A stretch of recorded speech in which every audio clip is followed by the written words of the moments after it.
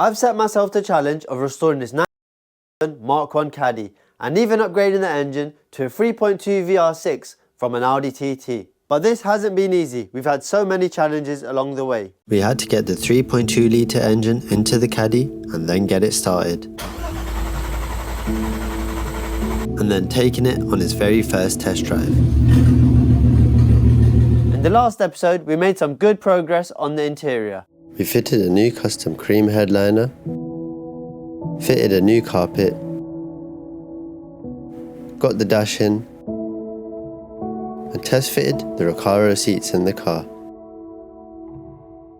We've done so much over the last couple of months, but there's still something that's been missing, and that's the body panels. But we had a few boxes that have arrived. We've got both of the wings, the bonnet, and I also have the doors too. The body shop had these panels for over a year and still didn't get them finished, so my dad decided to go down and give them a hand to get them done. While the body shop took a bit longer to spray the panels, my dad stepped in to lend a hand. He's always been there, showing me the value of hard work and dedication. It's moments like these that remind me how lucky I am to have his support. Seeing him jump in and help out not only speeds up the process, but it also makes the entire journey more meaningful. It's a reminder of the importance of family and the bonds that make these projects truly special. They're back and looking amazing. I really owe my dad for getting them sorted for me. Now there's only one thing to do, and that's get them fitted.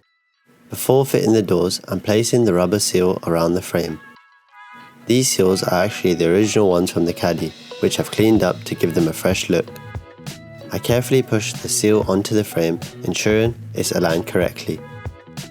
A few taps with the rubber mallet to see it properly and making sure it's a snug fit. Reusing the original seals not only maintains some of the car's heritage, but it also fits perfectly with our restoration theme. Before I put the doors on, I'm cleaning out the threads with the chaser. This will remove any paint that's got into the holes while the panels were being resprayed. Making sure these threads are clean helps the bolts go in smoothly and secures the door properly. With my dad holding the door, I could put the bolts in and tighten them up.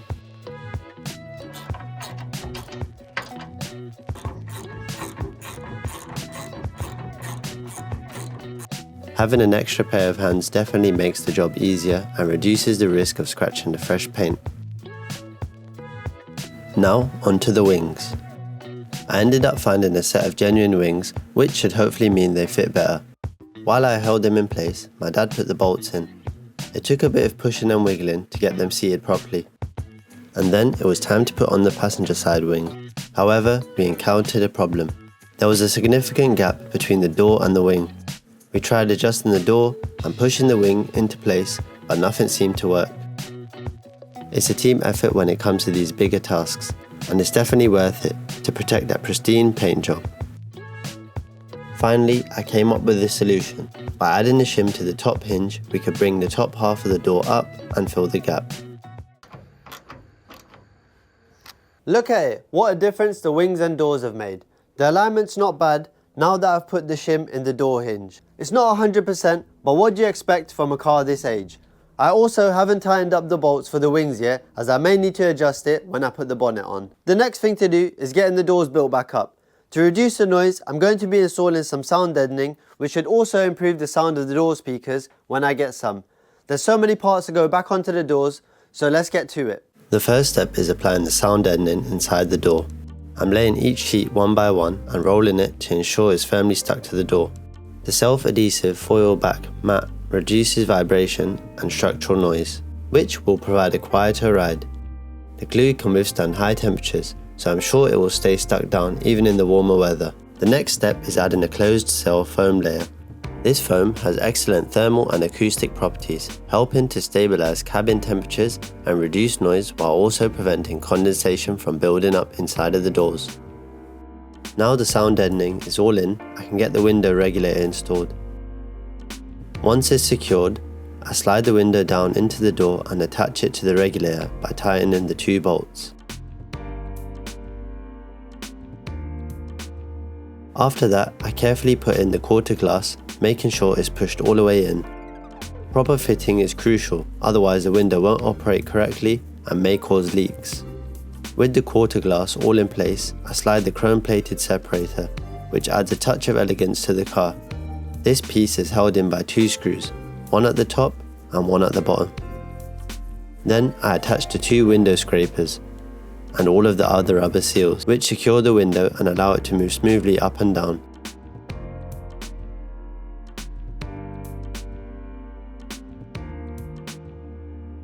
Following this, I installed the locking mechanism, tightening the 2 Allen head bolts. I then attached a rod to the inside door pull handle and secure it to the door. The next step is fitting the pull knob at the top of the door for unlocking the car from inside. Finally, I tighten down the striker pin onto the body. Now I have to repeat the same thing all over again on the driver's side door. Modifications like chroming the window separator make the outside look way better. Adding sound deadening, it can transform the doors from sounding like a hollow clang to a solid, luxurious thud. These small enhancements make a big difference and are quick and easy to apply. The best part? It's affordable and delivers incredible results, making a world of difference without breaking the bank. Check this out. The sound deadening has helped reduce the vibrations in the doors, which should also stop the road noise from coming through. We've got a handle to open the door on the inside, but we're still missing one for the exterior of the car. I've decided to go for a set of chrome door handles. They should also match this pillar. Unfortunately, they're only the plastic ones, but I think they'll do the job just fine. First, I carefully position the handles on the door, taking care not to scratch the fresh paint or pinch the rubber seal. Once they are in place, I tighten the exterior screw, followed by the interior screw to secure them firmly. Next, I repeated the process for the driver's side door. Each handle features a chrome plate that slots in perfectly, adding a touch of class. Finally, I peel off the protective film. It didn't come off in one piece, which was a fail. So let's give it another shot and see if we can do better this time. And we're almost done with the doors. The last thing to go on are these rubber seals. The seals are held in with these clips and some glue. Thanks to Heritage Parts Centre, I was able to get the correct ones for the Caddy. Whether you're restoring a vintage gem or just need a few parts to keep your daily driver in top shape, Heritage Parts Centre is the place to go. And here's something special just for you. They're offering 10% off your next purchase. Just use code ZAX GAR10 at the checkout. Now, let's get back to the video. To secure the rubber seals to the doors, we're using silicone glue. This method keeps the seals flexible when the door closes, so they won't become brittle and fall off. Plus, silicone glue won't react with the rubber, preserving its quality. My dad applied a thin, even layer of glue and then carefully pressed the seal into place, working his way around the door to make sure it was fully seated.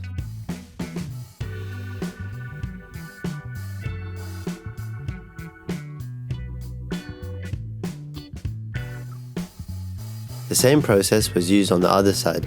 Once the seals were in position, I shut the door to allow the glue to set and keep everything securely in place as it dries.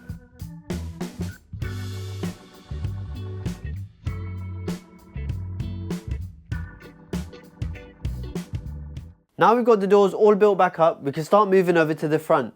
Before we put the bonnet on, there are a couple bits that need to go in. First thing, the wiper motor. First up, I secured the resistor for the heater fan using its dedicated bracket.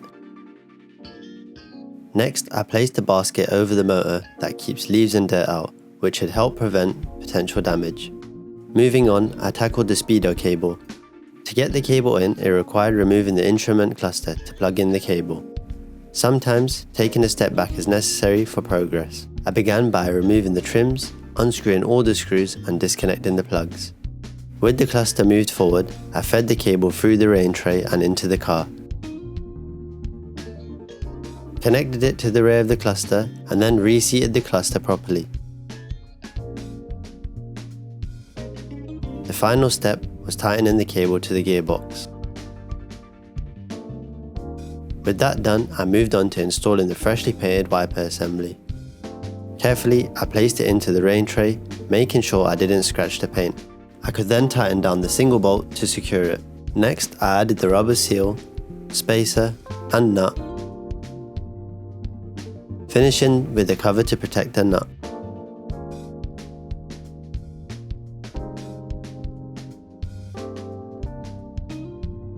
To prevent damage to the wiper arms, I wrapped the ends with bubble wrap. I also placed a blanket over the windscreen to protect it, just in case the wiper arm accidentally flicked down and smashed the glass. I then tightened the driver's side and passenger side wiper down, and finally added the caps to complete the installation. In the previous episode, we ran into an issue with the intake pipe hitting on the brake fluid reservoir. As the brake fluid reservoir is quite tall and I've got this coolant bottle, it doesn't really leave enough room for the intake pipe to come across. With some help from some friends on Instagram, I found a solution, and that is mounting some of these remote bottles in the rain tray. Here I'm removing the intake pipe. First, I loosened the big clamp holding it in place, and then I could easily pull the intake pipe off. I purchased a bracket to mount the two pots for a cleaner look. I ended up cutting the bracket in half to make it fit perfectly. Next, I'm drilling the holes into the rain tray where the bracket will be mounted. Precision is key here to make sure everything lines up. To prevent any future rust, I'm applying some paint to the freshly drilled holes. These little steps go a long way in protecting the car. Now I'm bolting the brake fluid pot to the bracket and then connecting up the pipe. Everything is coming together nicely. I'm installing a rubber grommet into the hole, then feeding the hose through the grommet, and finally mounting up the pot to the rain tray. If you've made it this far into the video, there's a good chance that you're enjoying it. Please hit that subscribe button, as I have a goal of hitting 10k subs in the next couple of months. Your support means the world to me. Here's the secret piece to the puzzle: VW Beetle brake fittings. This little component is going to make it all work. Now I'm installing the fittings into the master cylinder and tightening them up. This is a crucial step for the brake system to function properly.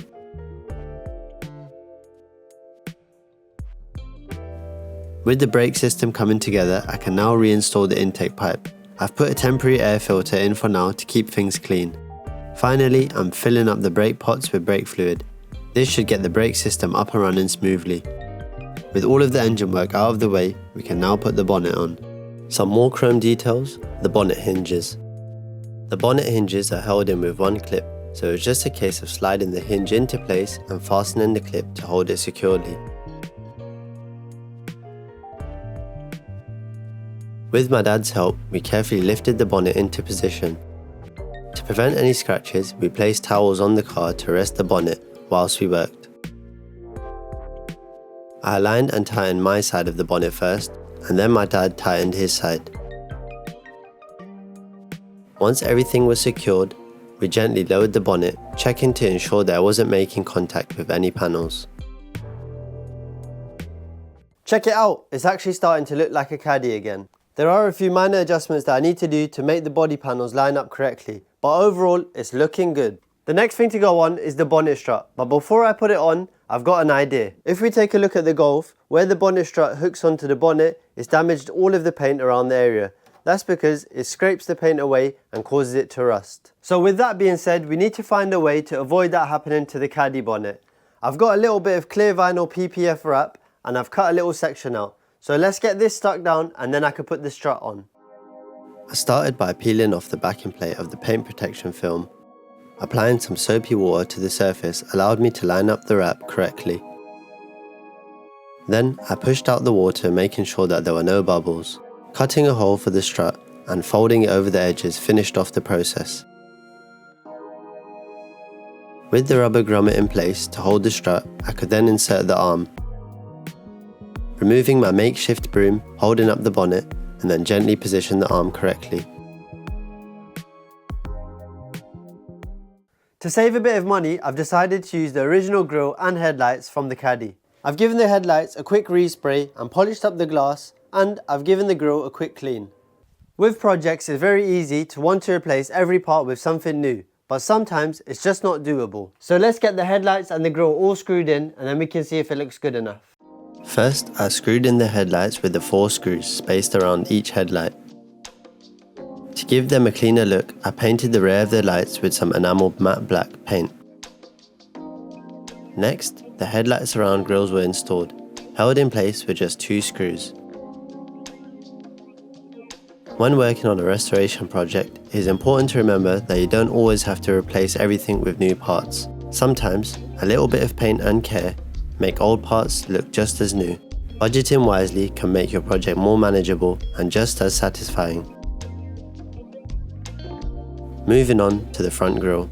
I realised I forgot to order the correct clips to hold it in place, so for now I'm just going to secure it with 2 bolts.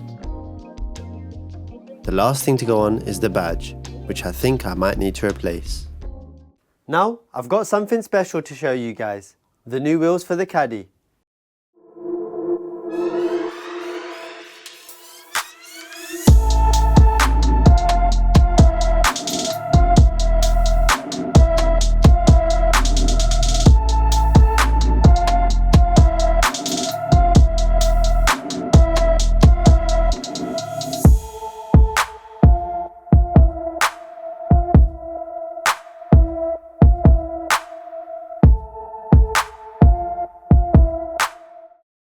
These are the wheels that I've chosen for the Caddy, the iconic BBS RM 2-piece split rim. First off, the BBS RM wheels are known for their classic multi-spoke design, which will give the Caddy a timeless and stylish look. They are not just about the looks though.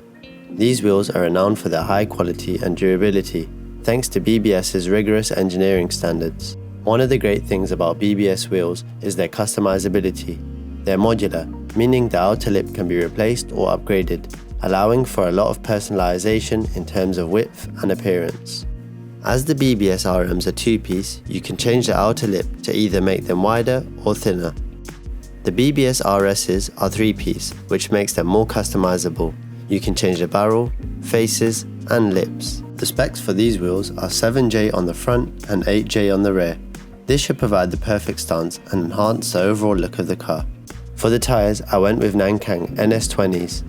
165/50/15 for the front and 185/45/15 for the rear. These tyres should give a smooth ride. That's enough talking, now let's get them on.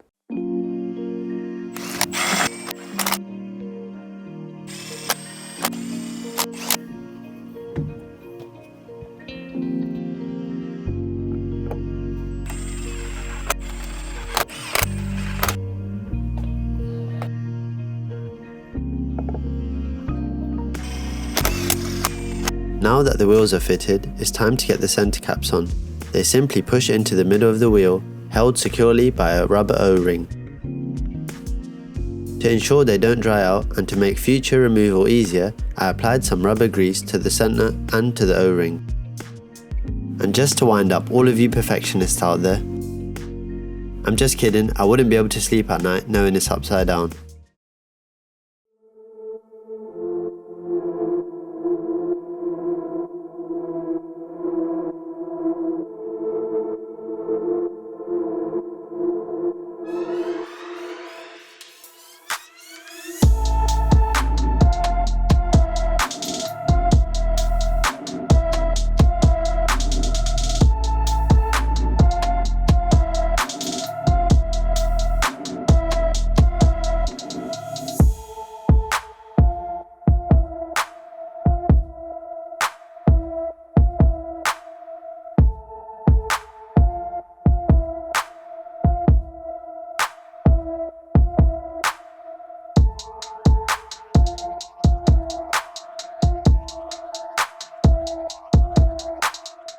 So the Caddy is coming along nicely, but there's still a lot more to do. Next up, the exhaust. But I'm still not sure if I should get a custom one made or just give it a go myself. Comment down below what you think I should do and if you have any tips for me. If you've enjoyed watching, don't forget to smash that like button and subscribe if you haven't already. Thanks a lot for watching and I'll see you on the next one.